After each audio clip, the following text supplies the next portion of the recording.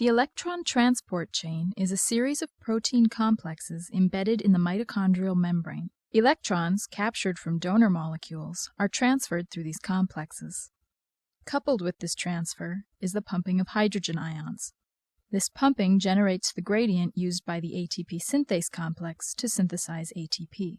The following complexes are found in the electron transport chain: NADH dehydrogenase, cytochrome BC1, cytochrome oxidase, and the complex that makes ATP, ATP synthase. In addition to these complexes, two mobile carriers are also involved: ubiquinone and cytochrome C. Other key components in this process are NADH and the electrons from it, hydrogen ions, molecular oxygen, water, and ADP and PI, which combine to form ATP. At the start of the electron transport chain, two electrons are passed from NADH into the NADH dehydrogenase complex. Coupled with this transfer is the pumping of one hydrogen ion for each electron. Next, the two electrons are transferred to ubiquinone.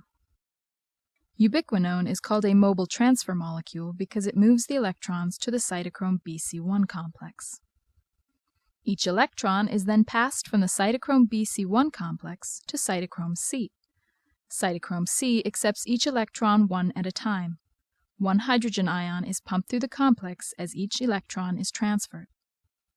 The next major step occurs in the cytochrome oxidase complex. This step requires 4 electrons. These 4 electrons interact with a molecular oxygen molecule and 8 hydrogen ions. The 4 electrons, 4 of the hydrogen ions, and the molecular oxygen are used to form 2 water molecules. The other 4 hydrogen ions are pumped across the membrane.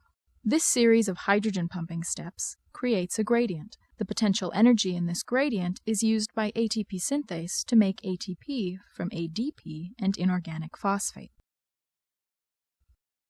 The ATP synthesis steps you see here are discussed in greater detail in the ATP synthase gradients animation.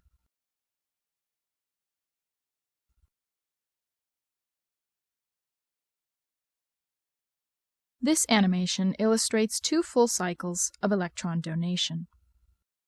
In biological systems, however, many electron transport cycles occur simultaneously, helping to ensure that the proton gradient is always maintained.